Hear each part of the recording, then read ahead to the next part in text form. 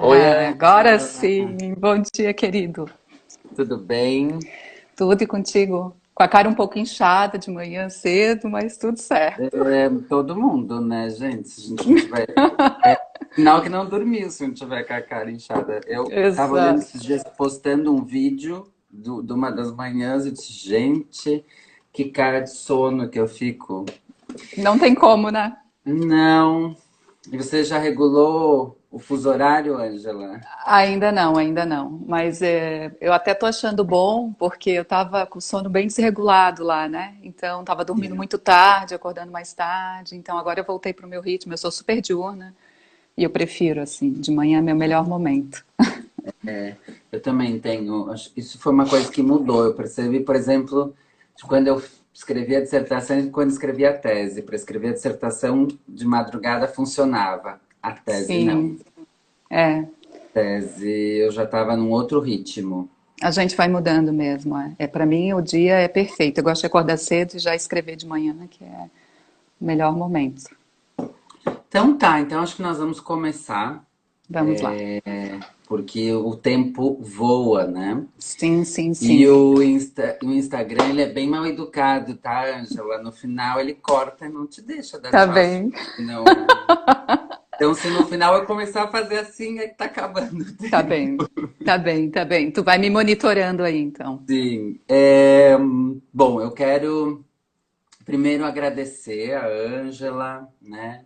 Eu peguei a Ângela arrumando mala para voltar para o Brasil, Uhum. atrapalhando a vida dela lá na saída. Imagina, imagina. Mas como eu já falei toda semana, foi uma decisão rápida, assim, uma ideia que surgiu rapidamente por uma preocupação. E por isso eu entrei em contato com as pessoas que eu achei que poderiam ser bacanas de conversar e que pudessem contribuir com a reflexão. Para quem não conhece a Ângela, acho que todo mundo conhece, mas para quem não conhece a Ângela Coutinho Scalabrin, ela é professora da Universidade Federal do Paraná, é uma grande pesquisadora da área da infância e da educação infantil. Ela fez mestrado na UFSC, doutorado na Universidade do Minho. Agora ela estava trabalhando como estava num período na França como professora convidada da Universidade de Toulouse. É uma super batalhadora e defensora das crianças, não aquela só de discurso, mas de verdade, né? É, tem então uma grande contribuição já na área há muitos anos, né? A Ângela já está aí há algum tempo produzindo, tem livros, um monte de artigos que eu sugiro que vocês leiam, porque além de tudo ela escreve de um jeito super gostoso de ler. E, e a Ângela, como ela estava na França, ela também acompanhou um pouco esse retorno das crianças que impressionou todo mundo, assim, né? Acho que Uhum, tanto no uhum. retorno da China quanto o retorno da França foram retornos, Ângela, que as pessoas ficaram um pouco assustadas com as imagens. A gente sabe, é óbvio, que as imagens que são escolhidas são imagens para causar alvoroço, né? Também tem Sim, isso. sim. E justamente para poder ouvir uma perspectiva de alguém mais próximo, é que eu achei que seria tão bom conversar contigo, além, ótimo, claro, da tua excelente companhia, que é uma pessoa sempre muito querida. Então, Ângela, muito obrigado Imagina. e conte o que você achar que pode ser Tá. interessante no Tá começo. bom. Bom, eu vou começar agradecendo também, Paulo. No domingo mesmo, quando tu fizeste contato comigo, eu já disse, eu disse, nossa, como tu és rápido, tu articulaste tudo muito rapidamente. Eu acompanhei as lives durante as semanas, que eu não consegui assistir ao vivo, eu assisti depois no YouTube. E foram excelentes discussões, né? Eu aprendi muito ouvindo a Sabrina, por exemplo. Para mim foi uma grande aula, né? De Impactou alguém todo que mundo. eu gostei muito de ouvi-la, na verdade, porque a gente, querendo ou não, tem dialogado um pouco mais, né, com quem vem do campo do direito, ou mesmo da educação, para a gente que é da educação, quem é da que a minha própria Rita, que é sempre ótimo ouvir, né, É, mas a Sabrina me impactou bastante e acho que é bem interessante porque a fala dela tem muita proximidade com algumas coisas que eu vou trazer da França, né? Porque assim, a grande preocupação na França foi sanitária, foi com a saúde, então eu acho que vai ser interessante. E dizer para ti também que é um prazer estar aqui conversando contigo, sabes que eu admiro o teu trabalho, acho que tu também é dessas pessoas que não fica só na retórica, não fica só no discurso, mas que está ali, né, o tempo inteiro em diálogo com os municípios, em diálogo com as instituições, né? O que nem todo mundo se dispõe a fazer, porque dá trabalho, né? Mas eu acho que é a parte interessante, né? Ontem ainda conversava com uma amiga, com a Daniela Vieira, e ela estava dizendo, a gente escreveu um texto que era sobre os bebês, o trabalho com os bebês, ela disse, é isso que eu quero fazer, né? É escrever para as professoras, né? É dialogar com essas pessoas que estão lá no dia a dia, na instituição, e eu acho que isso a gente tem muito em comum, né? Que é um compromisso ético, né? Com os contextos. Exatamente. Então, eu não estou dizendo que outro tipo de conhecimento não seja válido, né? Que outro tipo de produção não seja válida, mas eu acho que isso é algo que nos une, né? Que nos aproxima. Bom, dito isso, então, o que eu pensei em fazer? Primeiro, contextualizar um pouco como é que funciona a educação infantil na França, até para as pessoas entenderem algumas diferenças, né? Porque o modo como esse protocolo impacta a educação ou o acolhimento das crianças de 0 a 3 é muito distinto do modo que impacta as crianças de 3 a 6 anos, né? Por diversas razões. E também porque a educação de 0 a 3, ela permite que a gente problematize um pouco mais, né, o modo como acontece na França, algo que a Rita colocou, que ela destacou bastante, que é a importância da gente ter uma política intersetorial, né?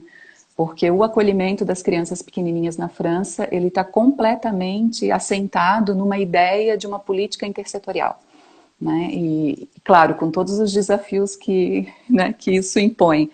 Então, só para vocês entenderem um pouco, na França, o 0 a 3 anos, talvez isso não seja novidade, enfim, né, mas para quem não conhece, eu acho que vale a pena contextualizar, o 0 a 3 anos não faz parte da política educacional. Né? 0 a 3 anos faz parte, está diretamente vinculado ao Ministério da Solidariedade Social, né, e da Saúde. Então, e faz parte de uma pasta que se chama Política de Apoio às Famílias. Né? Então, estando nesse lugar, já nos diz um pouco que ele se diferencia do que é a educação proposta para as crianças de 3 a 6 anos, que está vinculado ao Ministério da Educação e da Juventude, que é assim que se chama na França, né?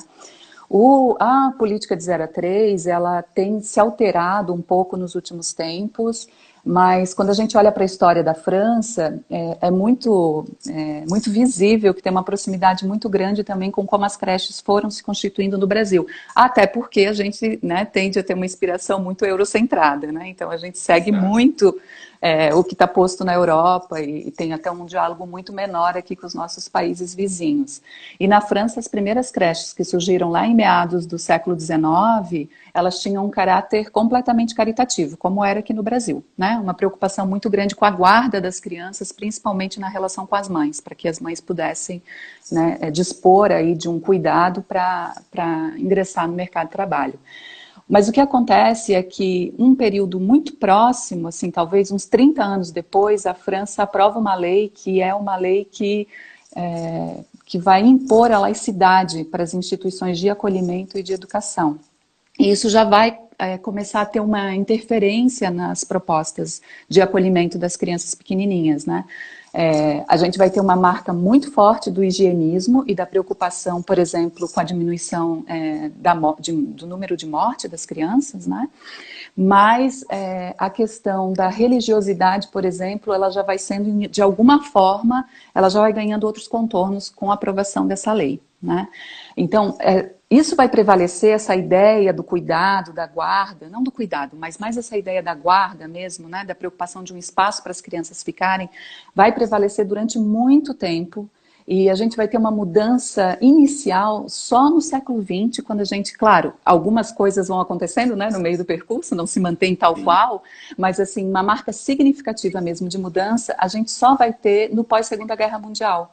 Né, que é quando a gente começa a ter um outro movimento em relação ao às crianças que ficaram, né, sem pais nem mães, crianças que são órfãos, e também por uma mudança na produção do conhecimento sobre a criança. Né?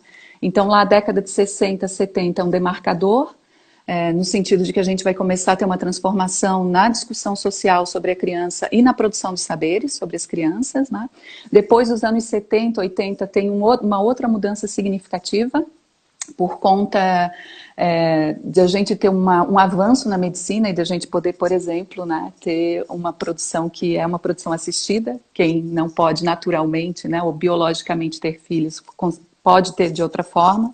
E se começa a discutir também outras questões, como relações homoafetivas, a questão do próprio feminismo, né? Então tem um avanço considerável nessa discussão em torno dos cuidados e da guarda das crianças. E isso vai interferir, então, na educação das crianças pequenininhas.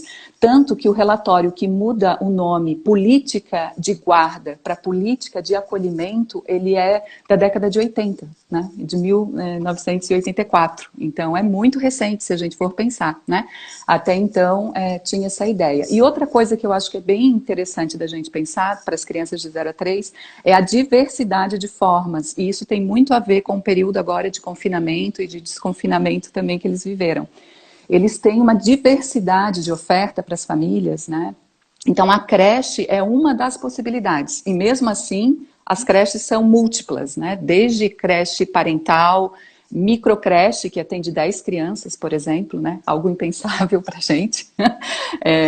Creche parental, que é muito parecido com a nossa creche domiciliar, creche familiar, então tem várias modalidades, né? E eles têm uma outra que para a gente também é bem... Oi, Angela. Oi? Acho que tu sumiu. Mas estão me ouvindo? Eu tô te ouvindo. Ué. Você tá com a Deixa eu ver. bateria? Não, a bateria tá ok. Ué, tá, você ficou...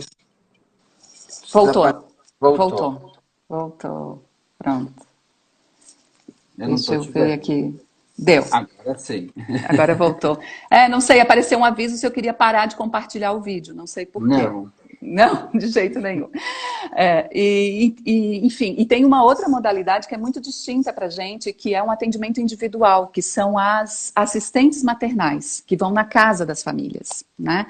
E esse é um grande debate na França, porque essas assistentes maternais, por exemplo, muitas delas continuaram trabalhando, né, durante o período de confinamento.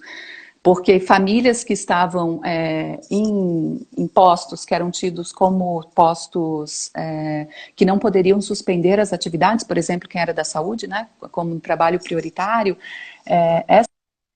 Opa. o telefone fica mudando a tela. Agora eu entendi o que ele está fazendo. Ele automaticamente ele muda, como se fosse para selfie ou não.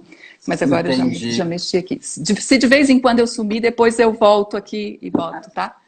Talvez tenha umas pausas aí na minha imagem. Tá bem. Tá bem. Mas essas assistentes maternais, é bem complicada a situação delas, porque muitas delas são contratadas diretamente pelas famílias, o valor que elas recebem é muito baixo e elas têm poucas garantias, né? Então é uma profissão que tá regularizada pelo Ministério, né, da Solidariedade e da Saúde, mas que é muito precária, né? Então, para eles isso é muito complicado. E a educação de 4 a 6 anos, que acontece nos jardins de infância ou nas escolas maternais, de 4 a 6, não, desculpem, de 3 a 6. Então, tanto que tem crianças que de 2 anos já estão lá e tem crianças de 3 que ainda estão aqui, essa transição para eles é mais tranquila do que é para nós, né? Essas instituições, elas têm um caráter muito mais escolarizante, aqui eu vou botar o escolarizante entre aspas, né? Porque para eles é muito tranquilo e está lá explícito nas orientações do Ministério da Educação e da Juventude que uma das finalidades dessas instituições é preparar, sim, as crianças para a etapa seguinte, para a educação elementar. Né?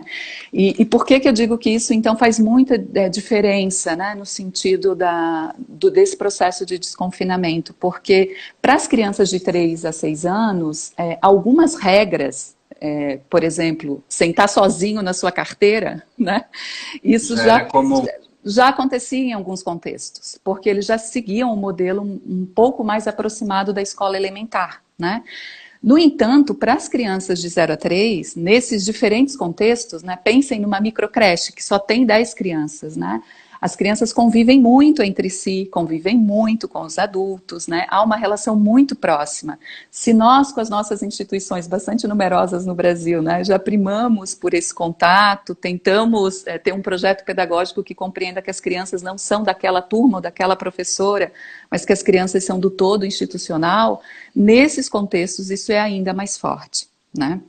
Então, E e a gente tem uma cultura do toque que é muito sim, maior do que os europeus exato, têm, né? exato, Nós somos exato. muito mais É, de mas tocar sabe, um no outro. sabe, Paulo, essa é uma questão, assim, bem importante, porque para eles essa é uma conquista muito recente, né? Como os documentos deles orientadores vão trazer essa dimensão, avançam no sentido do cuidado físico, da preocupação só com a dimensão física, para a preocupação com a dimensão afetiva, social, como é muito recente, é uma conquista muito recente para eles, eles valorizam muito, né? Então, acho que isso é interessante de pensar. As professoras se sentem desrespeitadas, né? No sentido de que isso para elas é uma luta histórica, é uma conquista recente, né? E de repente elas veem tudo isso simplesmente desconsiderado, né? Claro, o próprio processo de entrada no isolamento social e de saída do isolamento social, ele é muito revelador dessas questões, assim, do Uhum. quanto as professoras não são ouvidas, não são consideradas, né? E ainda mais no caso do 0 a 3, com essas profissionais que já têm um estatuto, se as professoras já têm um estatuto, né, que é um estatuto pouco reconhecido, essas profissionais ainda menos, né? Exatamente. Então, elas manifestam muito isso em diferentes contextos, né? Para vocês terem uma ideia, a entrada no confinamento na França, o anúncio do presidente foi no dia 12, eles tiveram um decreto, dia 2 de março, né? Eles tiveram um decreto que foi publicado no dia 13, que transferia todas as atividades letivas presenciais para EAD, né? Então lá tudo foi transferido para EAD desde os 3 anos de idade, desde a escola maternal até a universidade, né? Isso porque eles já tinham uma plataforma que eles utilizavam, que era uma plataforma, digamos, complementar, né? Em que ficavam atividades, enfim, sugestões de coisas para serem feitas com as crianças, ou atividades de apoio. Então, a partir do dia 16 de março, até o dia 11, no caso das crianças de 0 a 3 e dos anos iniciais ali, né, que corresponde, eles ficaram com atividades EAD, né?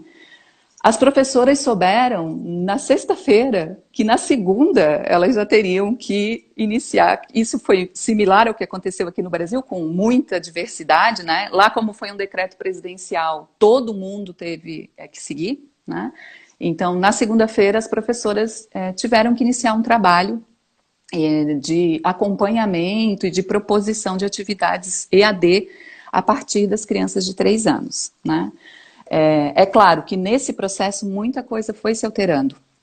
As professoras, principalmente das escolas maternais, elas foram reavaliando, e lá eles usam algo que se chama ficha de atividades, que seria como essas atividades que alguns municípios aí têm entregue para as famílias, né, como se fossem apostilas. Então tinha uma ficha daquelas por dia, as crianças tinham que entrar nessa plataforma, que era a forma de registro, né, de que elas estavam fazendo ou que estavam acompanhando, né, e cumprindo a carga horária.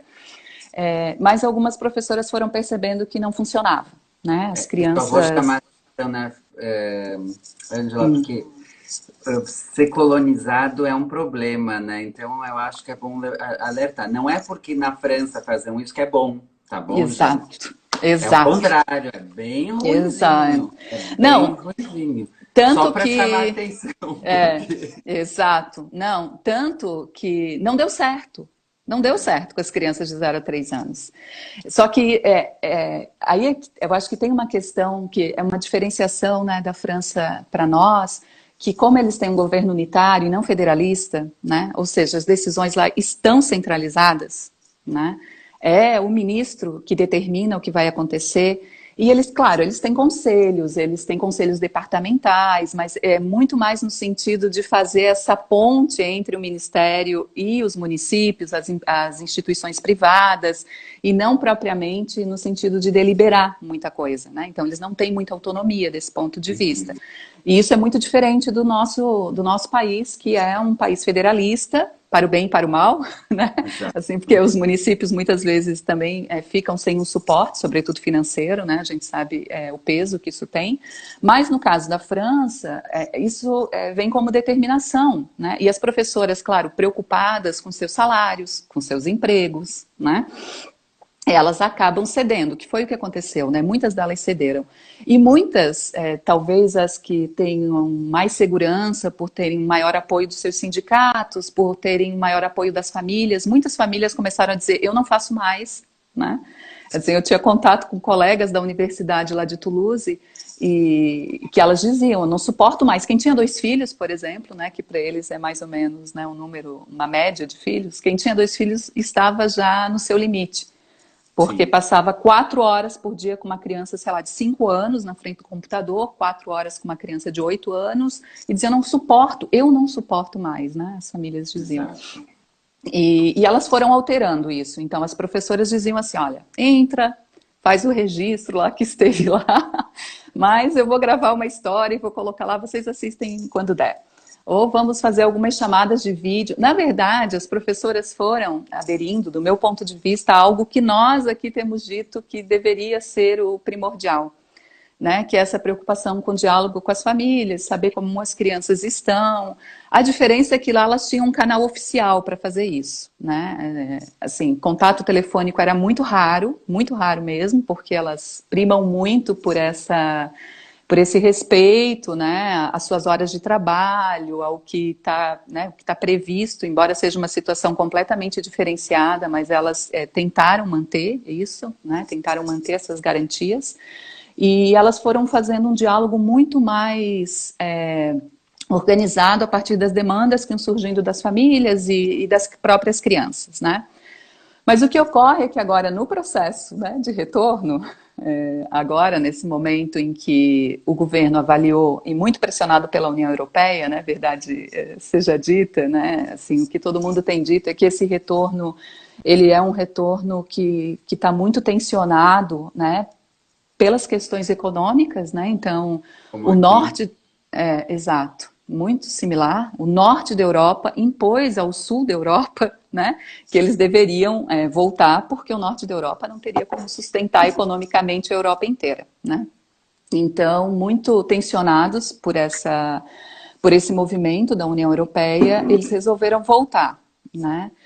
E no retorno aconteceu exatamente a mesma coisa que aconteceu quando eles anunciaram, né, com um decreto, o processo de isolamento, que foi uma publicação de um anúncio que também aconteceu em torno de 2 dias antes, 3 dias antes, que foi uma comunicação interna que o governo fez e enviou, né, para os conselhos departamentais, para os diretores de instituição, e uns 3 dias depois veio um manual, um protocolo sanitário, que é um documento gigantesco.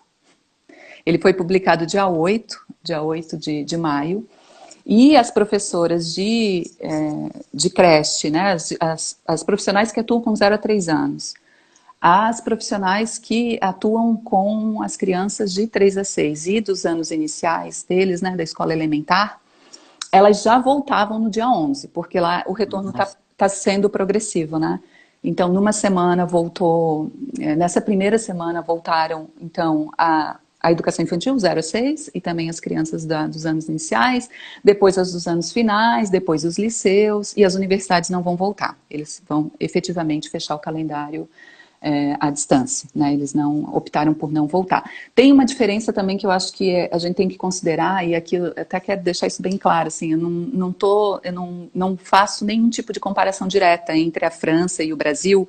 Assim, eu vou sempre fazendo problematizando algumas questões que eu acho que são possíveis de serem problematizadas a partir do que foi vivido lá, mas é claro que não tem uma correspondência, né? Assim, é muito distinto. E uma questão que é muito distinta é que lá eles já estão no final do ano letivo, né? Diferente de nós. Né? Então, para eles, efetivamente, a preocupação deles era fechar o ano letivo, né? Então, a preocupação deles é o que falta? É fazer exame, né? No caso lá dos liceus, né? A principal preocupação deles é que o pessoal que vai sair do ensino médio e vai entrar na universidade, então o que tem que fazer para fechar o ano? Enfim, são momentos distintos, né? Em relação ao que eles viveram lá e o que nós estamos vivendo aqui. A gente pegou o início do ano letivo.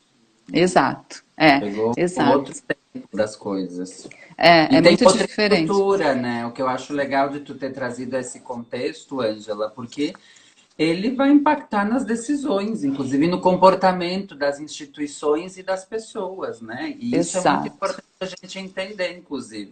Nós temos uma outra complexidade. Eu falei em algum momento, quer dizer, o tamanho das nossas instituições é incomparável com as da Europa de um modo geral, né? Assim, nós temos a educação infantil aqui é muito grande. As instituições em geral são muito grandes, muito numerosas. Não, essa é uma diferença, sem dúvida alguma, assim, já a partida ela já está posta, né? E para vocês terem uma ideia, esse protocolo sanitário, ele impõe várias regras. Uma das regras é, de fato, a quantidade de crianças, e crianças menores, ele propõe que sejam apenas 10 crianças, né? Mas é um número bastante reduzido para algumas instituições deles, porque as creches deles têm 60 crianças, né? As microcreches é que tem menos, mas as creches mesmo municipais têm 60. Então, para eles, ter 10 crianças no mesmo espaço é algo impensável, né? Porque como é que você diz para as outras 50 que elas não podem vir, né? Como é que você... E aí a proposta deles inicialmente foi de fazer rodízio, né? Eles contactaram as famílias, perguntaram quais famílias tinham mais urgência do atendimento, como é que eles poderiam pensar num rodízio.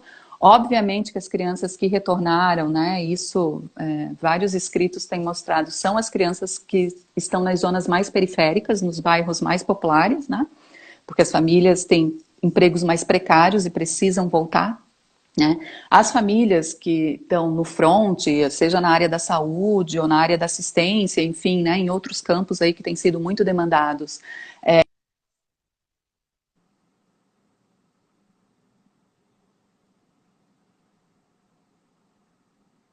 né? Angela, Oi? Tá me ouvindo? cortou. Quando tu estava falando, Tá. as famílias que estavam na saúde, na assistência social. Isso.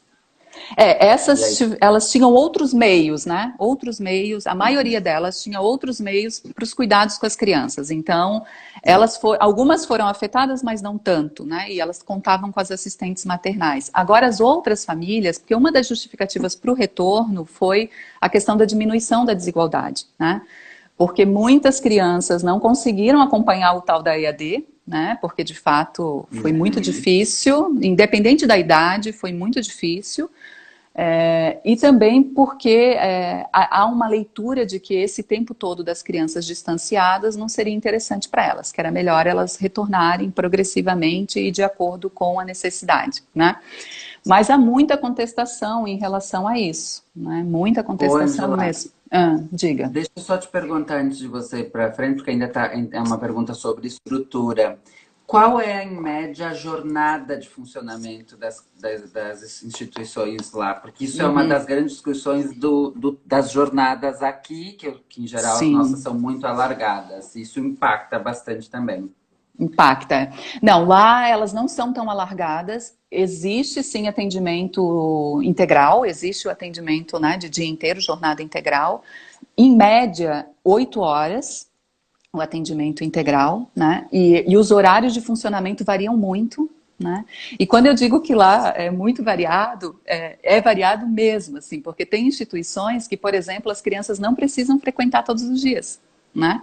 As crianças podem, sei lá, se a família tem necessidade que a criança frequente 2 vezes por semana, essa criança vai 2 vezes por semana. Se são 3 vezes, a criança vai 3 vezes. Se é só meio período, ela vai meio período. Não há uma regra fixa, né? Mas uma coisa que ainda permanece na França, que ainda é forte, é a ideia da vaga para a mãe trabalhadora.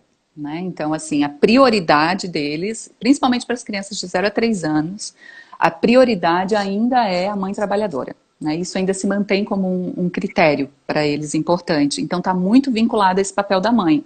Tanto que, nesse momento, eles têm muita discussão sobre a questão da paternidade, no sentido de também reconhecer, né, que o pai, que também ocupa esse lugar de cuidados com as crianças, ele também teria que ter esse direito. Né? Então, muito mais no sentido do direito da criança do que do direito da família ou da mãe trabalhadora. Né, mas isso ainda permanece.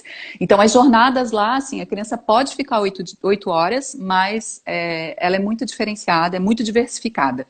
Né? Então, é sempre nessa negociação entre o que a família precisa ou o que a família acha interessante. Às vezes, a família nem precisa, mas ela leva a criança 2 vezes por semana para a creche, para que a criança tenha, né, esse convívio. Então, essa é uma questão. Outra questão é em relação à relação adulto-criança, né? Para o 0 a 3 lá, eles têm uma regra geral. Crianças que ainda não caminham, são 5 crianças para um adulto. Crianças que já caminham, são 8 crianças para um adulto. Né? E na escola maternal, a regra, em geral, são 10 crianças, né, a partir dos 3 anos. Aí, se tiver turma mista, porque tem crianças de 2 anos que podem entrar também na escola maternal no jardim de infância. Se tiver turma mista, baixa para 8, né, se tiver idade mista. Mas se não, se for turma só de 3, ou só de 4, ou só de 5 anos, aí são 10 crianças para um adulto. Né, com um limite de 25 crianças na escola maternal. E na creche é muito difícil de dizer o limite, porque vai depender do modelo, né, de oferta. Mas uma coisa que eu acho interessante lá é que eles, mesmo que seja uma turma pequena, por exemplo, se você põe na regra que são 10 crianças para um adulto, e você tem uma turma só com 10 crianças, mas eles não aceitam que tenha menos de 2 adultos na turma. Isso eu acho que é uma questão que os nossos documentos, por exemplo, não explicitam, né? A gente tem uma dificuldade muito grande nessa definição, né, nessa relação no ratio adulto-criança. Para nós efetivamente é um desafio pelo número de crianças que a gente tem, né? E a gente tem como princípio aí também assegurar o direito das crianças, só que eu tenho falado muito isso e para mim esse é um critério bem importante. Acesso é um critério de qualidade, né? Assim, a criança ter direito a entrar é um critério de qualidade, mas esse critério de qualidade ele tem que estar relacionado com outros, né? Ele não pode ser visto de forma isolada.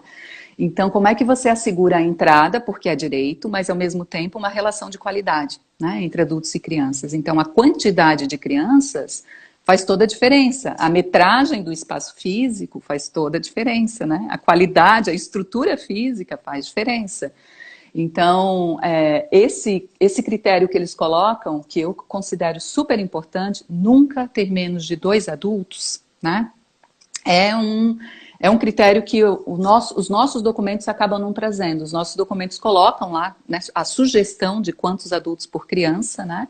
Mas acaba que a gente não tem essa garantia, né, de ter no mínimo 2 adultos. Então esse eu acho que é um dado interessante para a gente pensar, porque também nos diz um pouco dessa condição dos adultos estarem com as crianças nesse momento, né? Embora seja... Olha, tempo de jornada, tamanho do espaço, o tamanho da instituição e o ratio adulto e criança...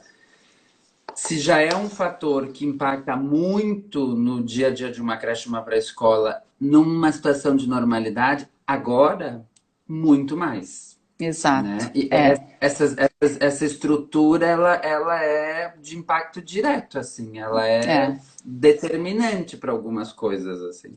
Sem dúvida. E sabe, Paulo, eu tenho pensado muito sobre isso, assim, sobre a questão dos legados e dos percursos, né? Por exemplo, se a gente olhar daqui para as condições da França, talvez a gente diga, nossa, é uma condição super favorável, né? Olha a quantidade de crianças, olha o número máximo de horas diárias, etc., né? Só que eles têm um legado que isso já estava presente e eles querem conquistar algo a mais. Então, as professoras agora, o que os sindicatos têm feito e anunciado muito é a precariedade que eles enxergam nesse processo de retorno. Porque o que eles têm dito é, olha só, os nossos espaços físicos não são apropriados. Como é que a gente vai manter 1 metro de distância entre cada criança? Né? Então, eles vão pontuando isso. Vejam que o modo como as nossas professoras, né, principalmente as de 0 a 3, as profissionais de 0 a 3, o tempo que elas não têm de planejamento assegurado, né, o tempo de formação que assim, para as assistentes maternais é mínimo, né? Então, eles têm reivindicado isso. Como é que se planeja um retorno com um documento que tem 50 e tal páginas, cheio de regras, né? Todas as regras sanitárias por exemplo, ter que fazer a desinfecção das superfícies, né? É muito parecido com o que a Sabrina disse, inclusive, né? Lá eu acho que eles fazem 3 vezes ao dia. Então, lavar as mãos das crianças sempre, sempre que elas tocarem qualquer coisa, ou que tocarem umas nas outras, que inclusive não é permitido, é uma das regras, não tocar nos objetos, não tocar nas outras crianças, né? A professora, quando for tocar nas crianças, tem que usar máscara. A luva, a princípio, eles haviam retirado para não tornar esse toque, né, tão artificial, mas enfim, né, mais artificial do que a relação já está se colocando, né, é muito difícil, é muito difícil. E eu fiz uma pergunta, eu participo de alguns grupos lá de professoras, né, mas todas de 0 a 3, mas eu fiz uma pergunta para elas sobre a reação das crianças, porque até agora eu não tinha visto nada. Não tinha lido nada sobre a reação das crianças. Eu tinha lido muitas coisas sobre as profissionais, sobre as famílias, né? Então tem muitos movimentos acontecendo na França. A própria Associação Nacional de Pediatria, Associação Francesa de Pediatria, publicou um documento questionando esse protocolo sanitário para as crianças pequenas, dizendo que é um exagero, né? Dizendo que com as crianças uma regra que daria certo e que deveria ser mais investida seria a lavagem das mãos, a lavagem rigorosa das mãos, mas que qualquer outra regra seria exagerada, né? Então, nesse momento, tem muitas manifestações distintas lá. E o que eu estava dizendo antes que eu queria ter... Me perdi aqui no fio da meada. Fui falar da posição das crianças, né? Que eu perguntei para as professoras. Isso. E aí, assim, os comentários das professoras são coisas que podem parecer banais. A realidade da educação infantil, né? E para quem conhece a relação estabelecida entre os adultos e as crianças, sabe o quanto isso é importante. Por exemplo, uma coisa que elas me disseram é que as crianças ficam muito assustadas com as professoras e as profissionais de máscara. Na primeira semana, os bebês choravam muito, né? Então, eles não queriam, olhavam e choravam. E a professora tentava dizer, só que elas não podem tirar máscara, em momento algum, é proibido. Então, elas não podem nem tirar para dizer, olha, sou eu que estou aqui. Né? Porque a regra é sempre de máscara. Né? E as professoras dizendo do quanto elas se sentiam mal com isso. Ou das crianças que não podem mais levar, eles chamam lá de Dudu, que seria aquele elemento transacional que a gente chama, né? Da casa para a escola, sabe? Isso, que faz esse vínculo, né? As crianças não podem mais levar nem paninho, nem bichinho. Então, as crianças que têm, né, por hábito, ter um elemento como esse, se sentem super mal. Então, choram porque querem. Isso tem, então, para a criança, é uma dimensão de estruturação interna, psíquica, né? Não é só um paninho, né? Para ela Exato, muito. Paulo. Exato, Paulo. Então, é isso, assim, porque são especificidades, né? São especificidades que a gente não pode fechar os olhos para elas, né? E a própria questão do corpo... Eu vi uma foto, mas acho que foi de Portugal, mas eu vi uma foto da professora toda com avental, máscara, touca, recebendo a criança, e um fotógrafo fez a foto, ou alguém fez a foto, e ela estava recebendo a criança na porta para trocar a roupa e lavar a mão. Só que o que me impactou naquela foto, acho que foi até uma postagem que a Lenira Haddad postou no Facebook da Lenira. Era o olhar da criança. Era uma criança de uns 2 para 3 anos, e ela olhando para aquele fantasminha na frente dela, aquela cara dizendo, quem é você que tá aqui me pegando, assim? E aí tinha uma expectativa, tinha um auê dos adultos, assim, do tipo, mas a expressão da criança para mim era mais mais importante, assim, daquela... Que é uma das coisas que eu Sim, fico me perguntando, assim, porque isso não é secundário. não, não Isso é. quer dizer da segurança emocional das crianças para estar lá. Isso tem muitas questões implicadas. Então, Paulo, essa é a grande questão, na verdade, porque o grande debate hoje na França é, ok, a gente precisa pensar em alguma alternativa para essas crianças, para essas famílias, né? Mas talvez a alternativa não seja o modo, e não deve ser, com certeza, um modo tradicional como a gente fazia, né?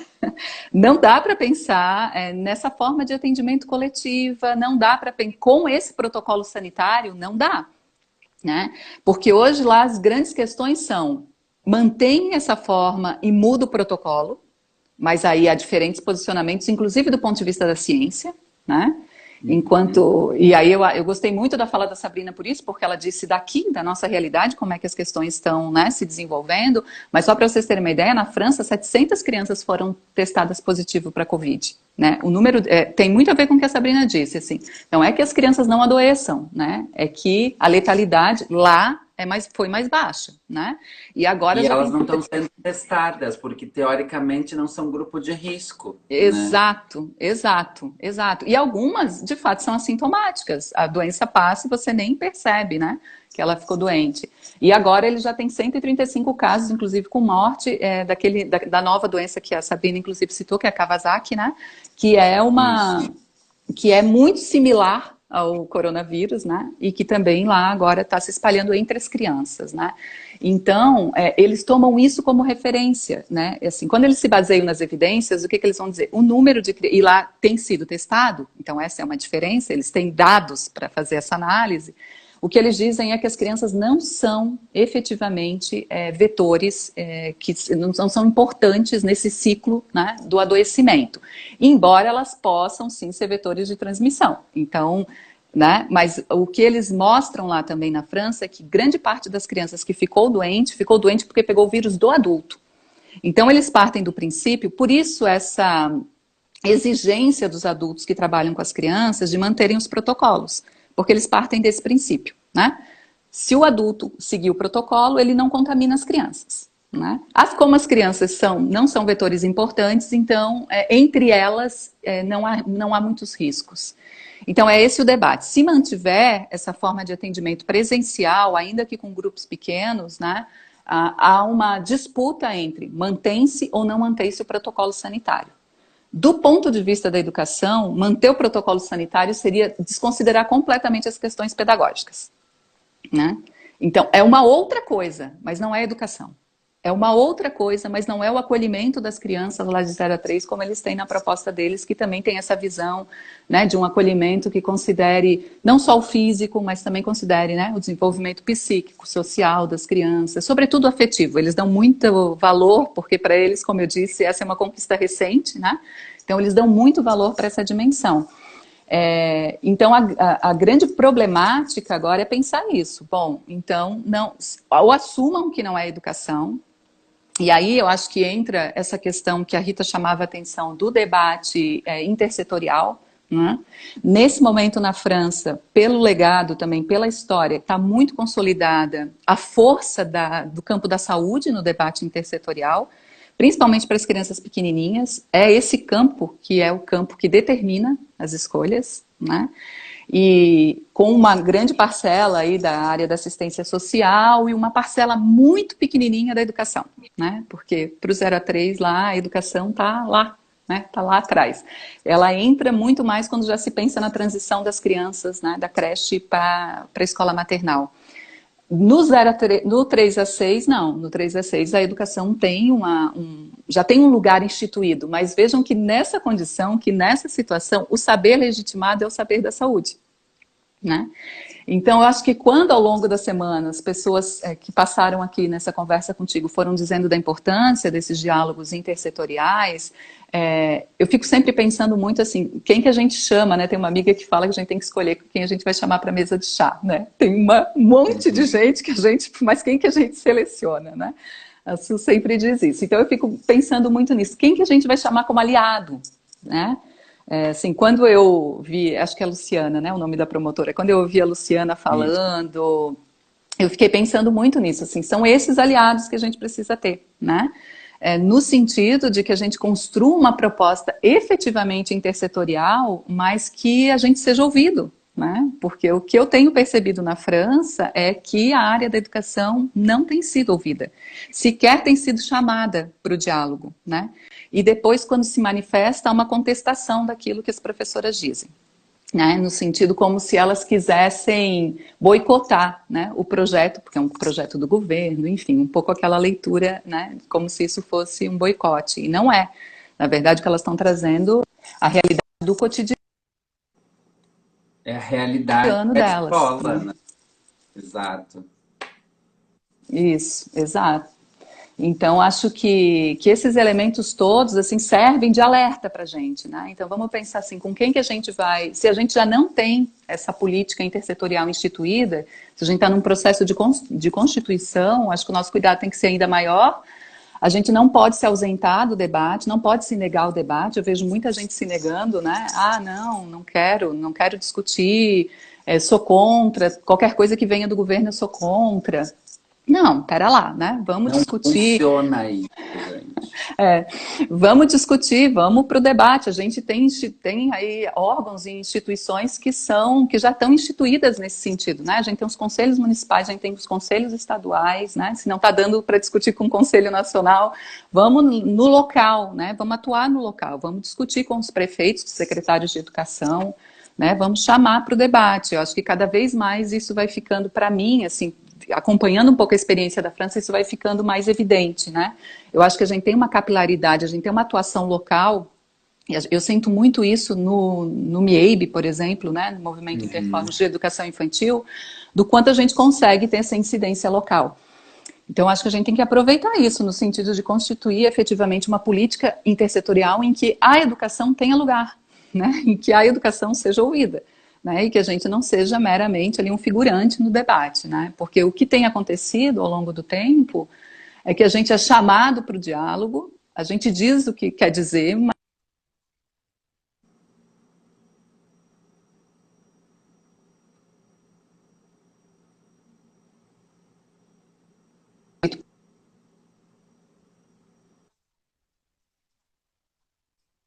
mas voltou. Paulo, não sei se queres me perguntar alguma Isso. coisa específica, porque eu falo, eu vou.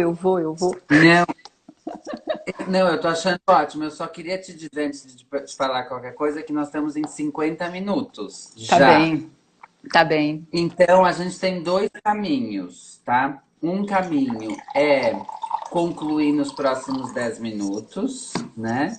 Ou um caminho é o Instagram encerra e a gente abre uma nova live. Eu, Continua. Mas aí eu tô tem a à, ver com a tua disponibilidade. não, eu tô à disposição aqui. Eu tô à disposição. Porque eu acho que esse tempo que a gente foi dando de contexto, né? Ele é tão importante porque porque a gente não aplica o projeto de um outro lugar aqui. Porque aqui tem uma Isso. realidade. Aliás, nós temos muitas realidades. A lógica, o que é pensar um protocolo em São Uhum. Paulo, com as instituições que são gigantescas, e pensar no interior do Rio Grande do Sul, que são instituições menores, por exemplo, né? Vou pegar dois exemplos que Exato. eu conheço.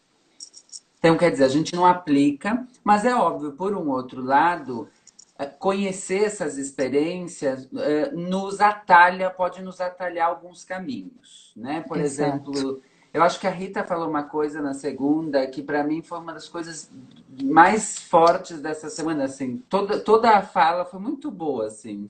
Eu escolhi bem as pessoas para o chá, para tomar o chá antes. Fantástico.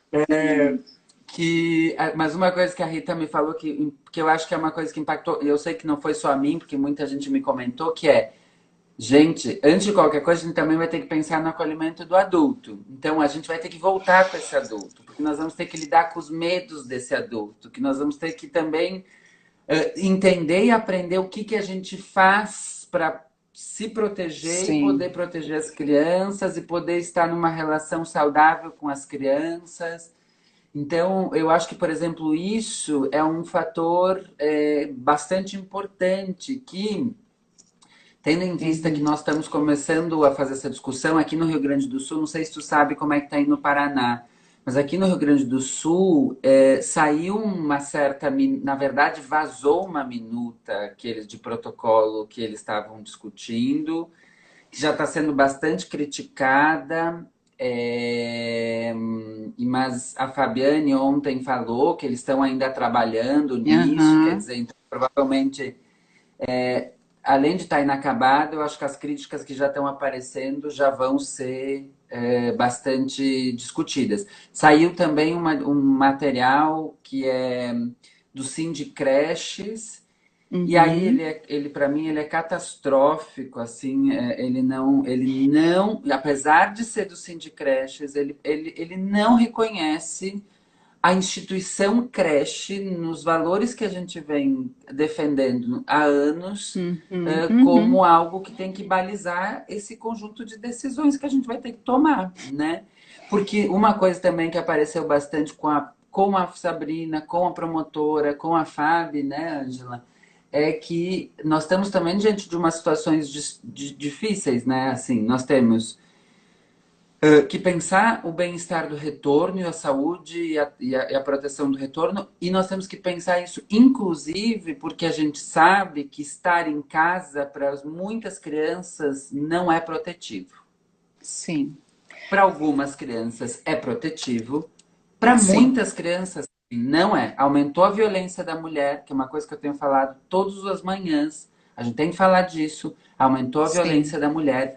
Só isso, diretamente, indiretamente, já chega na criança. Então, quer dizer, nós estamos numa situação bem caótica. Só para uma questão de ordem, então nós vamos fazer assim, pessoal. Vai cair a live. Aí vocês me deem 3 segundos para eu deixar ela salva. E eu já abro de novo, chamo a Ângela e a gente continua. Pode ser? Porque eu acho que tu tem ainda bastante coisa para contar desse retorno. O que aconteceu no retorno, quais foram os protocolos e o que a gente pode pensar. Tá, Ângela? Tá bem, tá bem, tá bem. Já te agradeço. Então tá, querido. Mas posso ir falando? E quando cair, caiu? Vai que vai. Daí se cair, tu sabe que tem que voltar de novo. Tá bem. Então, essa questão que tu falaste do cuidado com os adultos, eu acho que é uma questão super importante. As professoras falaram muito isso, né? Como para eles também a dimensão do cuidado é um elemento central. Então, eles disseram, bom, além da gente não ter sido chamada para discutir, né, assim, que poderiam ter aberto uma consulta pública, por exemplo, mas nada aconteceu, elas sequer tiveram tempo para se apropriar do tal do protocolo, né, para questionar algumas coisas. Então, uma coisa que elas pontuaram primeiro, a gente deveria ter sido chamado para esse debate, né?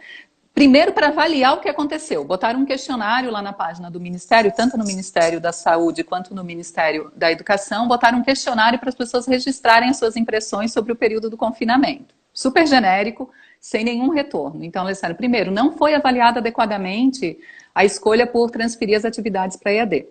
Então, uma reivindicação que elas fizeram isso deveria ter sido avaliado e de diferentes formas, porque elas partem desse princípio. Não dá para tratar igualmente etapas que têm especificidades muito distintas, né? Não dá. Os problemas são muito diferenciados. Talvez para o adolescente que estava lá habituado já a usar muito tempo o computador, se parta do princípio que para ele ia ser uma adaptação tranquila, mas não foi, né? Porque ele gosta de usar para uma outra finalidade, não para essa de passar horas estudando na frente do computador. Para uma criança pequena, sequer é indicado que ela fique na frente do computador, né? Aqui no Brasil, a Sociedade também de Pediatria Brasileira, ela coloca de 0 a 2, nada de tempo, e até 5 anos, no máximo, 1 hora por dia, né? Então, alguns contextos colocaram atividades, inclusive colocaram mais atividades do que as crianças faziam antes, né? Porque elas ganharam outro formato, né? Para cumprir essas tais de atividades, sejam remotas ou EAD, porque alguns lugares assumiram o EAD, né? De qualquer modo, isso precisa ser avaliado, né? Precisa ser pensado. E foi uma tomada de decisão também, do ponto de vista das profissionais da França, precipitada, né? Como foi aqui, né? Então, também precipitada. E outra coisa que elas pontuaram é que, bom, ao ter estabelecido um protocolo sanitário, elas deveriam ter tido pelo menos uns 15 dias para estudar, para debater entre elas, para pensar o que caberia para as crianças bem pequenininhas, o que não caberia, sugerir alterações, discutir até que ponto ele poderia ser flexibilizado, né? E isso sequer aconteceu, Paulo. Então, essa dimensão dessa ética do cuidado com os adultos, eu tinha até separado 2 livros aqui, eu disse, não, eu vou ter que falar, porque eu gosto muito do livro da Daniela Guimarães, né? Que ela vai falar das relações de cuidado na creche. E a Daniela traz muito isso, né? Assim, a partir de uma perspectiva filosófica, que para cuidar do outro é necessário cuidar de si. Né? Então, me vem sempre muito à mente, tem um debate muito forte sobre o quanto isso vai incidir psiquicamente nas crianças, né? Assim, o quanto isso vai criar para elas uma situação de estresse, de incompreensão do que está acontecendo, que vai completamente na contramão do que a gente defende, né? De que as crianças sejam, sim, que elas participem, de que elas compreendam, né? O que está acontecendo, no que elas estão sendo envolvidas. Então, é um princípio que vai completamente na contramão. Mas eu fico pensando sempre muito nos adultos, né? No quanto as professoras, por exemplo, lá manifestavam que elas estavam se sentindo mal porque elas poderiam ser portadoras de vírus e poderiam contaminar as crianças, né? E que elas são possíveis vetores de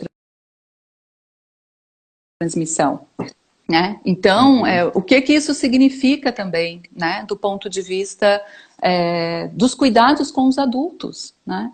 Os adultos não são ouvidos a uma situação que é uma situação estressante, né? Todos os dias.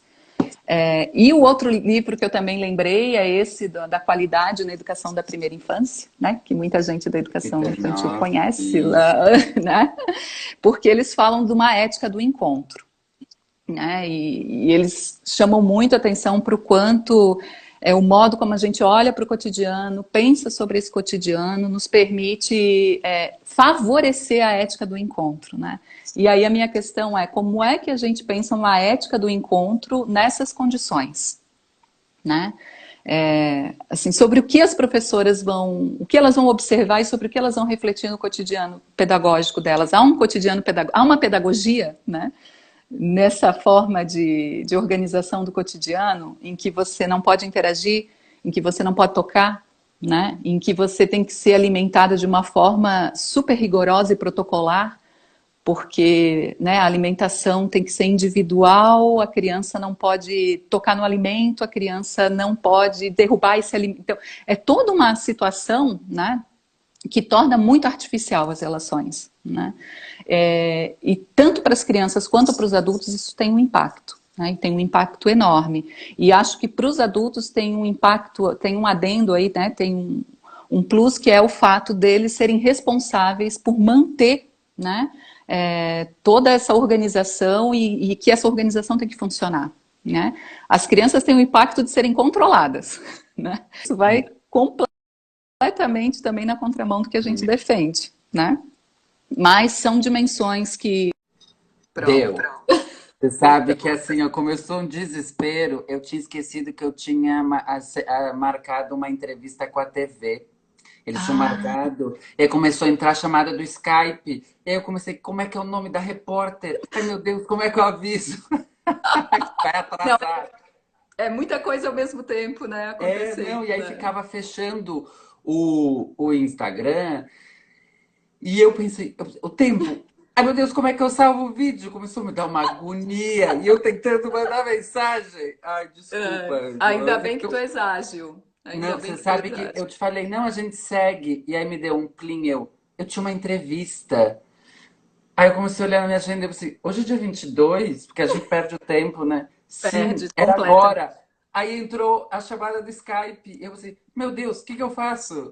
Mas ok, eu mandei uma mensagem, não sei se vai dar certo, porque a repórter tá em casa, a pessoa da equipe tá em casa, mas ela tá tentando avisar o pessoal da TV, que eu só vou poder Bom, gravar a depois. gente veja o que você quer priorizar, que a gente, claro, pode... Não, eu acho que a gente, pelo menos mais 30 minutos, Angela, acho que a gente poderia aproveitar, né?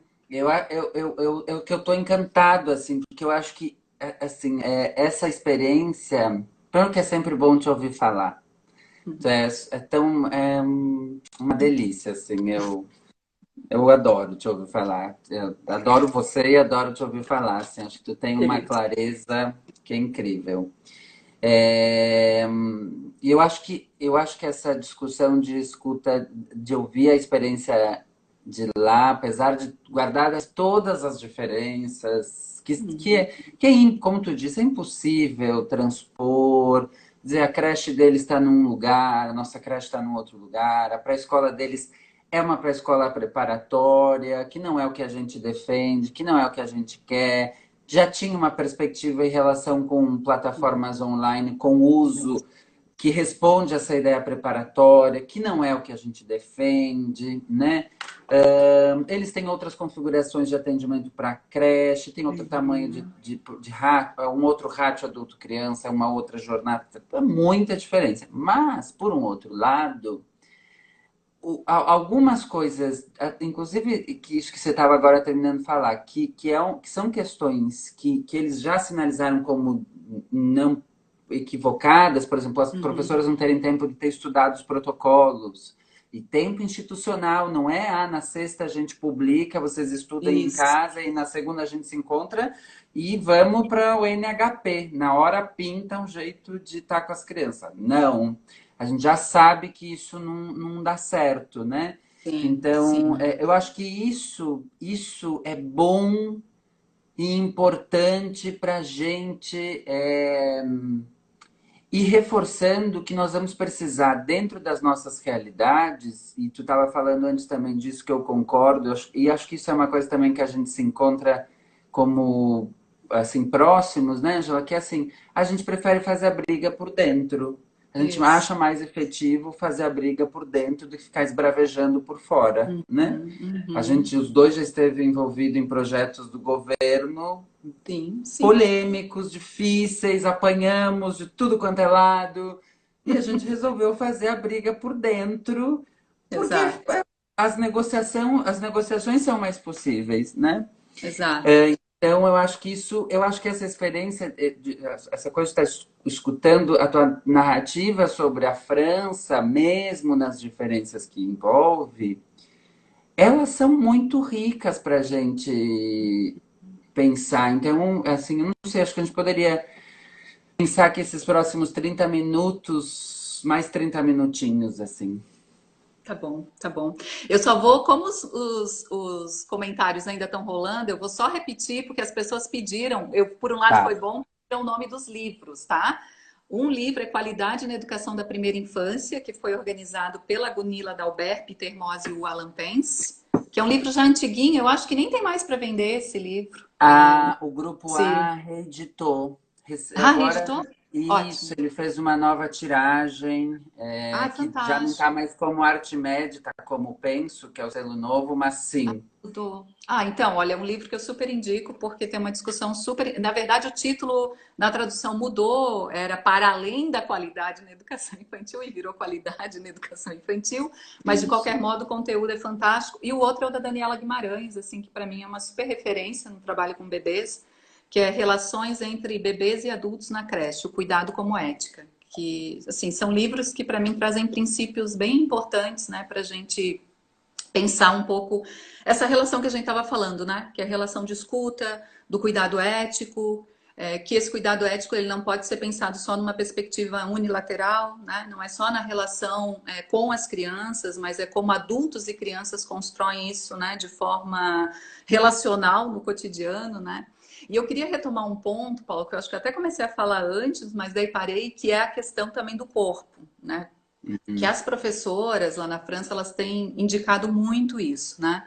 Eles têm uma coisa paradoxal até porque nós que temos, né, assim, talvez, né, grande parte do país tem melhores condições de estar no espaço externo do que interno com as crianças, né?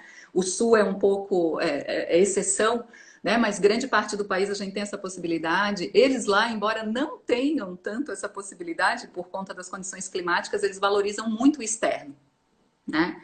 E um dos elementos que aparece no tal do protocolo sanitário é que se utilize mais o espaço externo do que o espaço interno, né? Obviamente, porque o espaço externo é mais arejado, né? As crianças conseguem ter uma melhor condição de saúde, né? Porque, enfim, não estão num espaço que vai ficar fechado e que vão ficar mais próximas.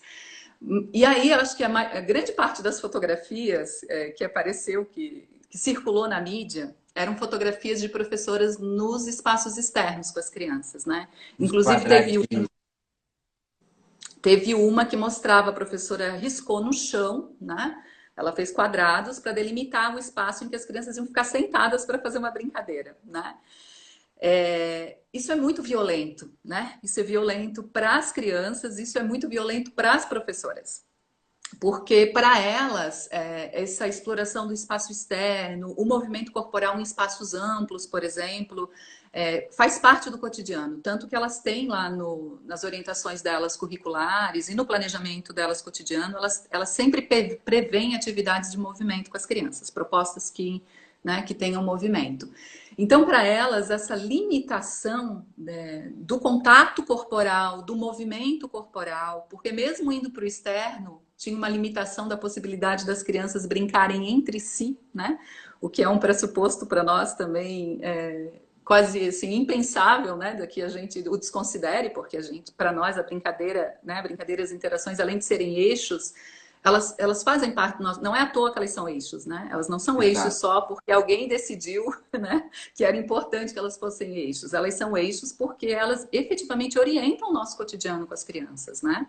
É claro, isso não é livre de tensão, isso não é livre, né, de debates outros sobre qual é o papel da brincadeira, sobre, enfim, como promover as interações das crianças, pensando muitas vezes em contextos em que há um número elevado de crianças, né? Pensando também na atenção individual, na relação adulto-criança, mas são eixos importantes para nós, né? E para eles, não que a brincadeira seja um eixo central, mas o movimento é. O movimento, o corpo, né? E as professoras têm indicado isso, do quanto elas sentem que é uma violência esse controle do corpo das crianças, né? E quanto menores as crianças, mais difícil para elas tem sido. E esse é um elemento que está no protocolo sanitário, né? Está destacado lá, né? Que as crianças não podem ter contato corporal, que a professora tem que ter o contato, um mínimo contato corporal com as crianças, só em caso de necessidade, mesmo assim, né? Todos aqueles cuidados, né? E aí a gente fica pensando, fazendo um pouco esse paralelo com a nossa cultura, como tu dizias, né? Nós temos muito essa cultura ou esse hábito, né? De tocar, de abraçar. O movimento envolvendo os corpos para nós é uma coisa normal, né? As crianças brincam de rolar no espaço externo, né? As crianças se tocam, então isso para a gente né? Uma coisa comum. E aí como que você pensa, e aí eu acho que já pensando um pouco nesse processo de retomada, né? Primeiro que eu também aqui quero concordar com o que a Sabrina disse, assim, qualquer indicativo nesse sentido, nesse momento, eu acho completamente fora de questão, né?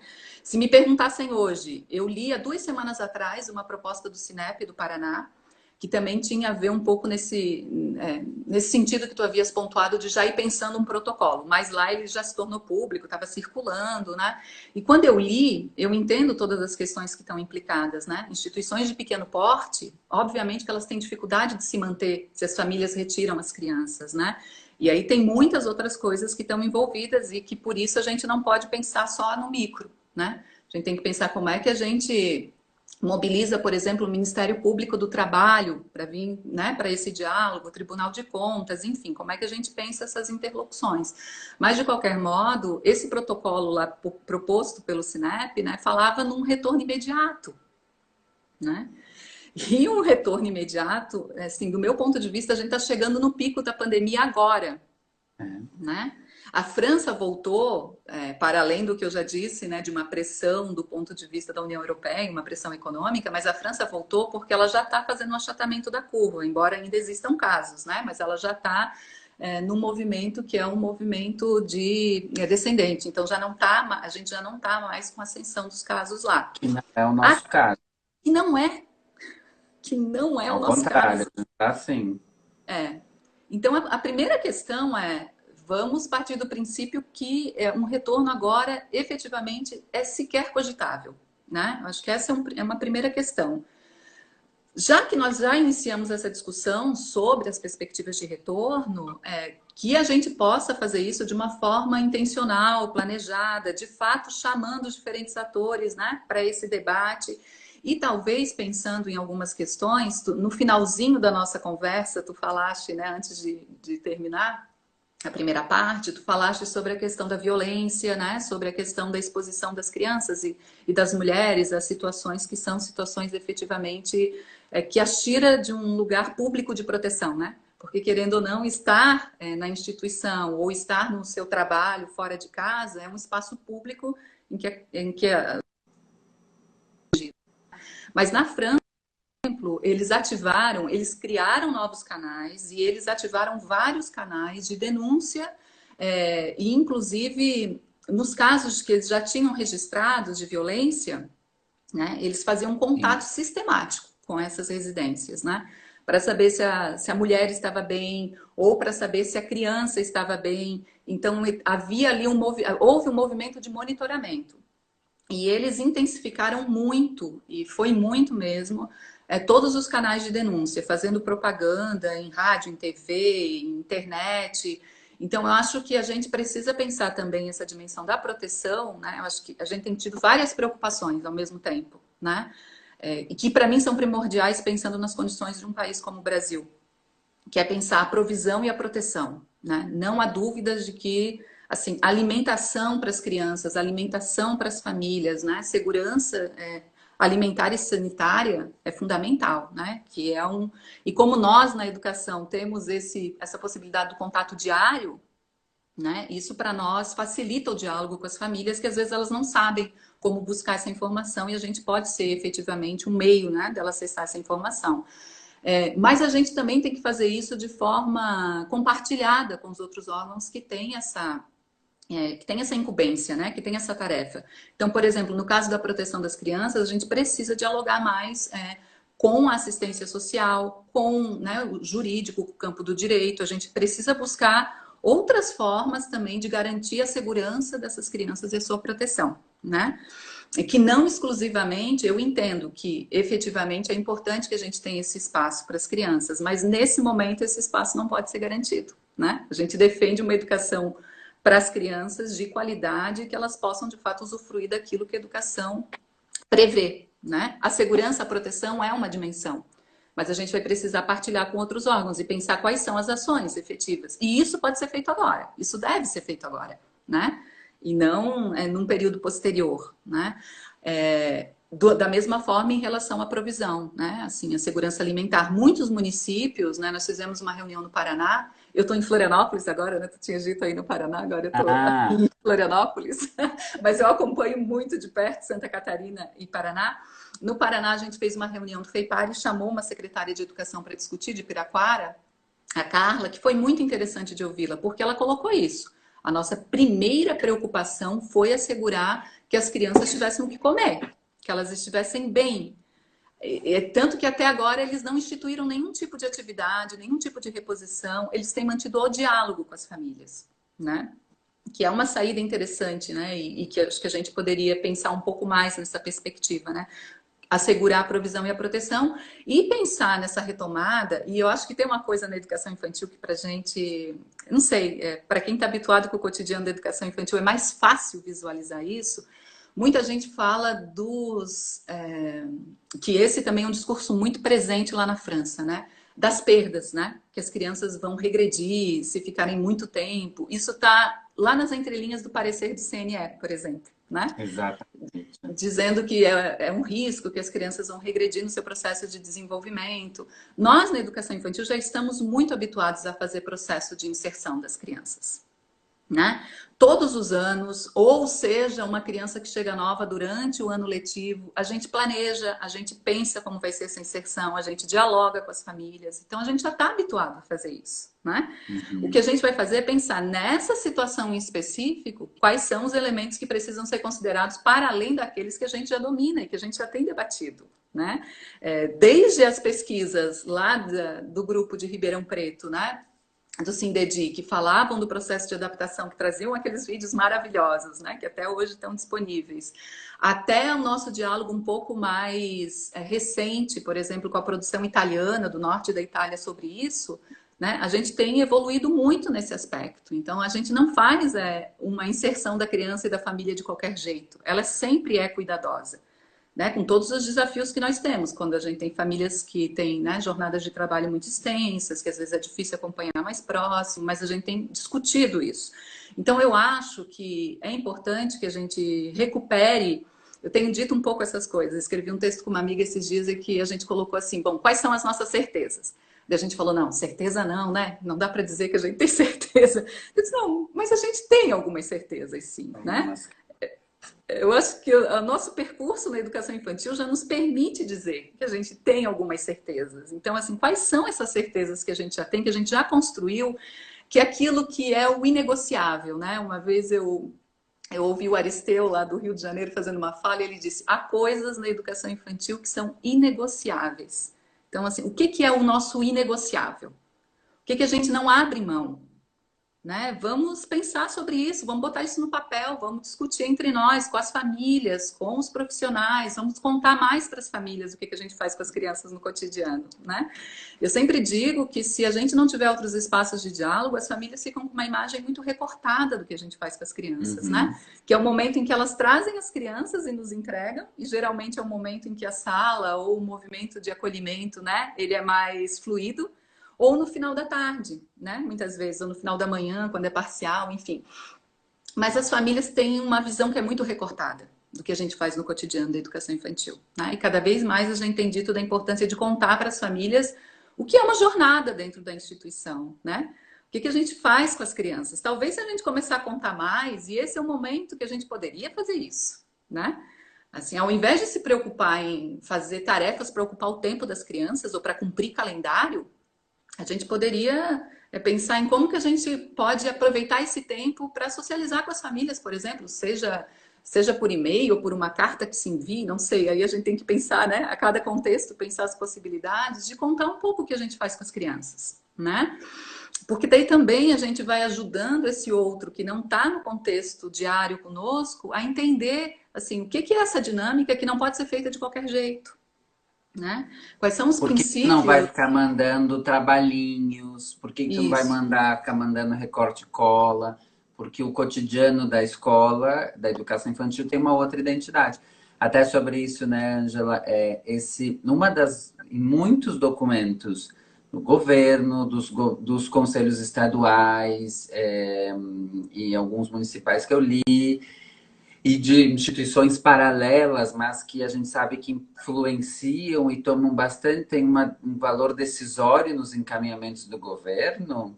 Tu me fez lembrar no que tu estava falando, uma das questões que eles falam, primeiro que eles põem um pacote educação básica e a gente nunca acha educação infantil nesse pacote Sim. educação básica. Assim, onde é que está a lógica, a estrutura, a organização e a identidade da educação infantil aqui? Não tem. E segundo, um dos argumentos que eu li agora num documento recente de uma dessas instituições paralelas que impactam as decisões governamentais é a de que a gente precisa voltar porque há uma perda de aprendizagens e conteúdos das crianças que não estão na escola que a gente precisa recuperar. Uhum. E falar isso é porque não sabe o que a educação infantil é. Quando você faz esse tipo de afirmação, você desconhece a realidade da educação infantil. E não é porque nós não temos conteúdo. É que o nosso conteúdo ele se sintoniza com a vida cotidiana. Nós não temos uma listagem de conteúdos para dar conta, para então dar, né? E isso é muito importante para a gente, inclusive tirando aquilo assim, não, isso não é fator para voltar. Isso, né, vai limpando, e aí quando a gente diz assim, por que a gente volta? Então a gente vai ter que voltar por outras razões e que isso vai ter que entrar em diálogo com uma circunstância, com um conjunto de situações concretas que vão assegurar as crianças e os adultos. Exato, Paulo, exato, super concordo contigo. E tem uma questão que eu acho que é bem importante nesse sentido, porque eu não sei se essas pessoas não conhecem, efetivamente de colocar os pés, eu acho que elas não conhecem. Eu acho que elas já devem ter lido muita coisa, mas elas escolhem uma dada concepção de educação infantil que elas querem reiterar. E assim, muitas pessoas têm manifestado, eu tenho acompanhado um pouco esse debate assim do risco do homeschooling, né, que já apareceu, inclusive no próprio debate do Fundeb, né, já foi acrescentado a possibilidade da aprovação do homeschooling diante da situação que a gente está vivendo, que é uma situação, né, inédita. Então a gente tem que tomar cuidado, porque quando a gente aceita e não questiona determinadas propostas e determinados encaminhamentos, a gente está aceitando uma dada concepção e junto com essa concepção vem um conjunto, né, de mecanismos e um conjunto de outras propostas que depois vão nos atropelar, né? Dentre elas a entrada, sem dúvida alguma, do campo do privado no que é público, né? Que não é de hoje, que já, enfim, né, isso já está posto, mas que pode se acentuar ainda mais, né, diante dessa brecha que se abre, né? Então, quando essas pessoas dizem recuperar conteúdo, quando essas pessoas dizem do retrocesso no desenvolvimento das crianças, elas estão dizendo a partir de uma determinada concepção, que acaba conflituando diretamente com o que historicamente a área tem construído e que, vejam, o que está registrado em grande parte dos nossos documentos, não em todos, né? Mas em grande parte dos nossos documentos, tanto aqueles que são mandatários, né? LDB, a Constituição, o Plano Nacional de Educação, as nossas diretrizes, né? Eles coadunam nesse sentido. Então, não há, os nossos documentos mandatários, eles não têm nenhum tipo de diferenciação do ponto de vista daquilo que nos orienta em torno das escolhas e da nossa concepção de criança, de infância e de educação infantil, né? Basta a gente retornar... Currículo, né? E de currículo. Basta a gente retornar a eles, que está tudo ali, né? Tá dito. Quando a gente vê que um parecer do CNE, por exemplo, né, feito em diálogo direto, né, com interesses do privado, traz outras concepções, falando em estímulo das crianças, falando em retrocesso do ponto de vista do seu desenvolvimento, em recuperar conteúdos, quer dizer, quando isso vem de uma forma tão explícita, entendam que é uma defesa de uma dada concepção, né? E eu acho que a nossa trajetória já nos permite contestar essa concepção, né? E nos permite, e só que aí vejam, a contestação, ela na sequência exige estratégias de diálogo, né? Aqui eu vou concordar muito com o que a Ritinha disse no primeiro dia, né? Então, ok, se a gente já tem esses elementos e se a gente sabe que um país tão desigual como o Brasil, a creche, a educação infantil, ela tem uma dimensão social, não dá para negar, né? As crianças, obviamente que o que nos mobiliza a ter as crianças dentro das instituições de educação infantil é que elas possam interagir, que elas possam se desenvolver, que elas possam ter acesso a um tanto de coisas, né, que a gente, de uma forma intencional e planejada, pode levar a elas, assim como elas possam se manifestar nesse contexto, né? É óbvio que a gente tem essa ideia, mas a gente sabe que estar ali também significa estar protegida, estar alimentada, né? Estar num espaço, né, que vai promover a sua saúde física, a sua saúde mental. Então, enfim, tem pressupostos que estão dados que a gente não pode, de forma alguma, abrir mão desses pressupostos, ao mesmo tempo em que a gente vai considerar, sim, e aí é que eu acho que é o mais difícil, né, da gente conseguir pensar essa orquestração disso tudo, que é como que a gente põe lado a lado essas necessidades, né, que são reais, mas também o direito das crianças a ter uma educação de qualidade, né? Talvez a gente tenha que pensar outras formas, tenha que pensar outros jeitos de fazer, né? E parar um pouco com essa ansiedade, essa necessidade de querer resolver as coisas de forma urgente, né? De querer tomar decisões de forma muito atropelada, né? Porque a gente está falando de criança pequena, né? A gente não está falando de qualquer ser humano, então a gente tem que ser muito cuidadoso, né, nesse processo. E com as professoras também, né? Então, acho que se a gente veio discutindo ao longo da Constituição, da nossa política educacional nacional, que a gente defende uma gestão democrática, né? Então, assim, está na hora da gente começar a mobilizar muito mais esses princípios, esses preceitos, que são preceitos legais e que estão colocados para nós, né? A favor da defesa dos direitos das crianças e das professoras, né? E isso inclui as famílias também, obviamente.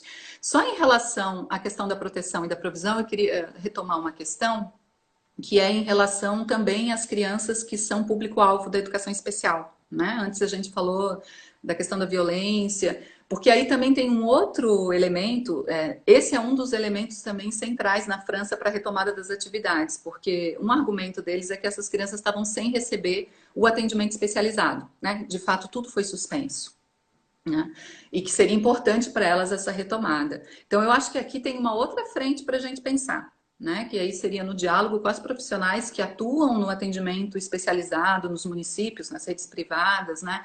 Quais seriam as possibilidades que nós teríamos de um encaminhamento diferenciado também no caso dessas crianças, né?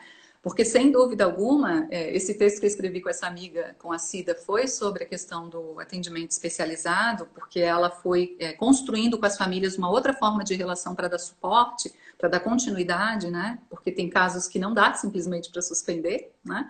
Então, é pensar em todas essas frentes que se abrem.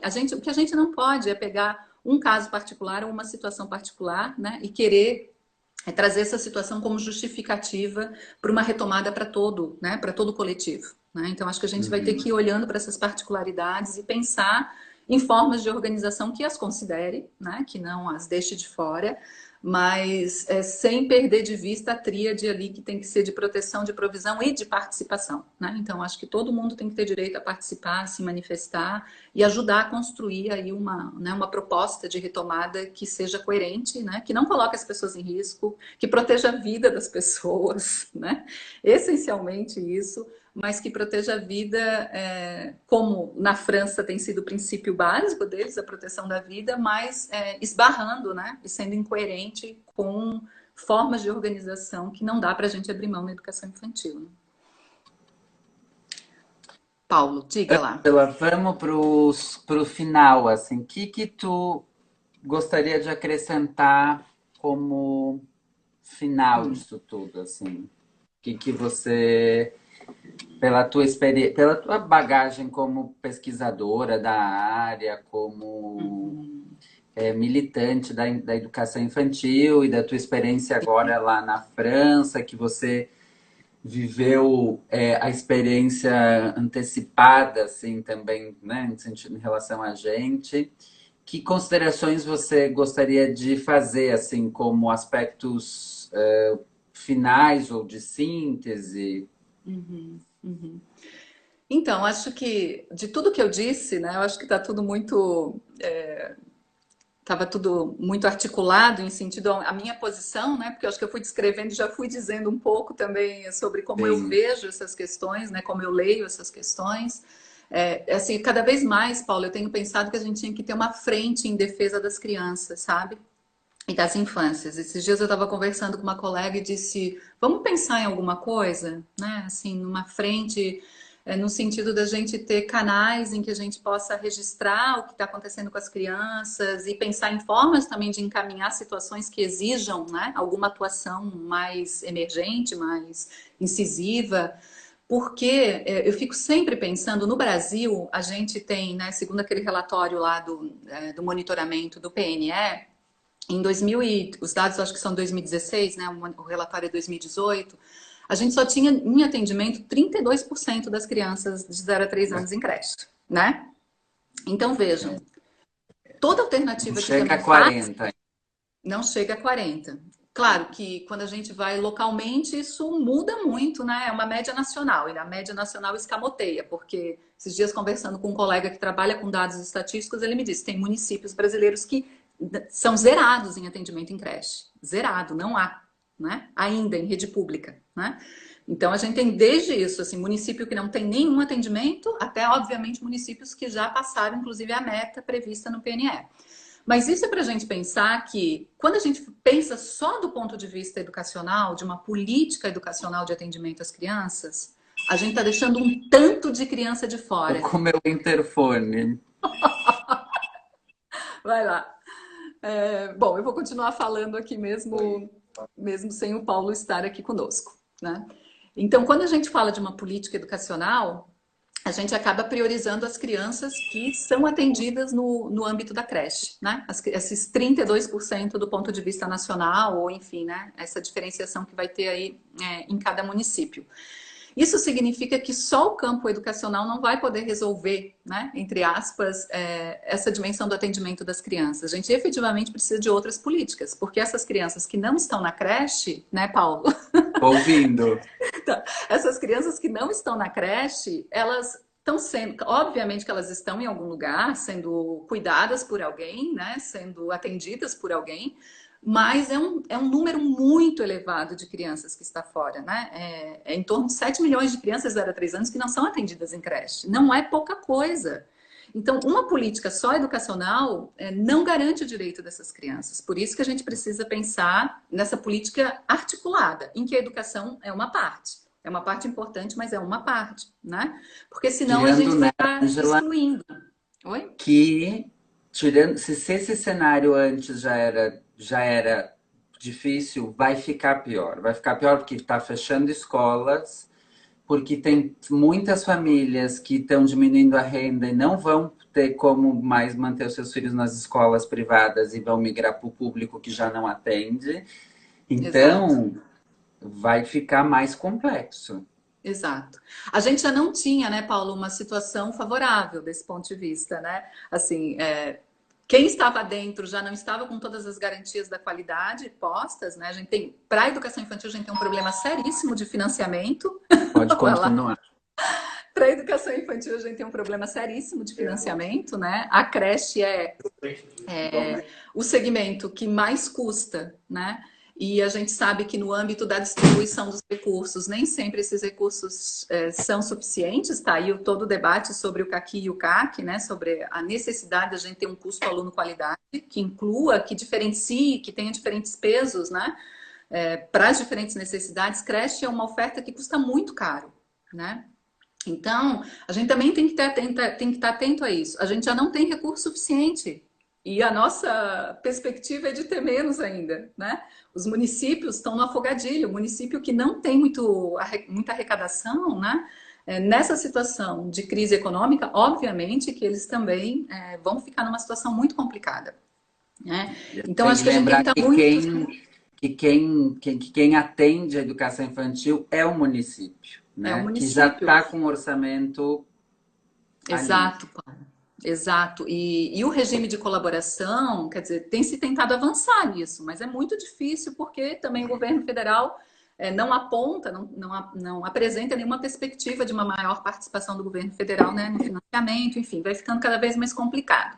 Então, acho que uma questão que a gente tem que pensar é a nossa defesa pelas crianças e pela infância, né? A gente tem que ter aqui uma, né, eu acho que tem que ser algo para nós, tem que ser incompreendido e a gente tem que pensar numa aliança, né, em torno das crianças e da infância, daquelas que estão dentro das instituições de educação infantil, mas também daquelas que estão fora, né? E as de 0 a 3 é um número altíssimo, imenso. Então, o Exato. que a gente faz para essas crianças, né? Não é justo que a gente pense só nas que estão dentro. Então, acho que essa é uma primeira questão.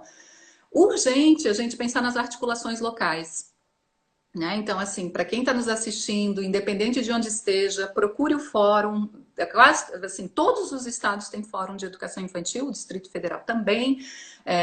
Às vezes não está em todas as regiões, mas procure, tente se informar. Eu acho que a ideia agora é a gente se fortalecer no diálogo, né? Trocar entre escolas, entre redes, entre instituições, né? Buscar formas de apoio. Então, acho que isso é fundamental. E pensar nessa articulação intersetorial, que daí eu acho que é um desafio um pouco maior, mas que ele não pode ser deixado para frente, né? Ele não pode ser protelado. A gente tem que fazer isso o quanto antes, justamente no sentido da gente já agora conseguir atuar sobre algumas consequências que já estão acontecendo, como demissão de professores, suspensão de contratos, né? Várias situações que estão se colocando e que a gente tenta de alguma forma, né? Eu acho que orientar e ajudar, mas esse jeito individual, né? Ele, enfim, cada um age também diante das suas possibilidades, né? Mas ele não dá conta de ter uma ação mais efetiva. Então, acho que a gente precisa mobilizar cada vez mais esse diálogo, né, intersetorial. E pensar sempre no que, de fato, eu acho que fazer esse movimento de pensar quais são os nossos princípios, o que é o inegociável, o que a gente não abre mão, para ir num diálogo. É claro que a gente sempre vai ter que flexibilizar alguma coisa, não há dúvidas, mas se a gente tiver, eu acho que consciência, né, do que a gente não abre mão, de quais são os nossos princípios, fica mais fácil da gente pensar até onde a gente pode flexibilizar, né? Até onde a gente pode abrir mão de alguma coisa pelo bem-estar da criança, pelo seu atendimento. A gente já sabe que não vai dar para voltar da mesma forma que a gente estava antes, né? A gente já Em sabe todos que os setores da vida. Em tudo, né? A nossa vida está muito alterada. Isso a gente já tem plena consciência, né? Agora vamos pensar com muita, eu acho que muita responsabilidade, né? Eu acho que esse é o termo. A gente tem que ter muita responsabilidade no sentido de pensar até onde a gente pode flexibilizar, quais são as nossas ações prioritárias, né? Assim, pensar em agendas a curto e longo prazo, né? E eu acho que fortalecer essa rede que a gente já tem constituído aí há muito tempo, em várias, né? Eu acho que em várias instâncias, no meio acadêmico, na militância, nas redes públicas, nos processos de formação, né? Que a gente está lá junto com as professoras dialogando, ouvindo, né? Tentando aí avançar, né? Em algumas definições. E eu diria isso, assim, eu acho que o que eu vivi de experiência lá na França só me aponta o quanto a escuta é fundamental, né? O quanto a gente não pode abrir mão dessa ideia do desenvolvimento integral da criança, e a criança não é só um corpo, não é um objeto, né? Não é um corpo a ser levado, ou um corpo a ser deixado em algum espaço, né? Esse corpo da criança também manifesta, é um corpo social, não dá para abrir mão disso, né? Então, acho que a gente tem que ser bem cuidadoso nesse nosso trato. Se eu tivesse que dizer, eu diria isso. E cada um aí do seu lugar vai se movimentando, né? Vai buscando interlocutores. Eu acho que essa tua iniciativa é fantástica nesse sentido, né? E eu me coloco à disposição aí para em outros momentos, em outros contextos, a gente seguir no debate. E foi ótimo estar contigo. Também é um prazer sempre te ouvir.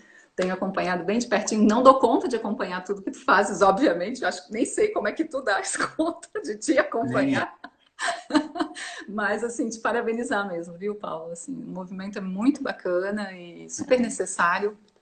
E admiro, assim, essa tua iniciativa e esse fato de tu empreender esse tempo e energia, né? Diante de uma situação que nos deixa também tão frágeis, né? Mas de não desistir mesmo diante de todas essas questões que se colocam. Então, ótimo estar contigo, um super prazer, viu? Não sei, me emocionei agora. É, bom, primeiro eu pedi desculpa, mas eu consegui organizar a vida para até as 9h30 não ser interrompido, mas viu, passou das 9h30, começou. Já passou das 9h30? Eu não tenho noção do Deixa, tempo aqui. não, a gente já tá às 10h15, mas assim, não, é só porque, como eu disse, vamos continuar e fazer uma segunda parte, começou interfone, chega flores e tarará, um troço. Mas chegou Ai, que planta, chegou delícia. vida aqui em Que casa, então tá delícia, ótimo. que delícia.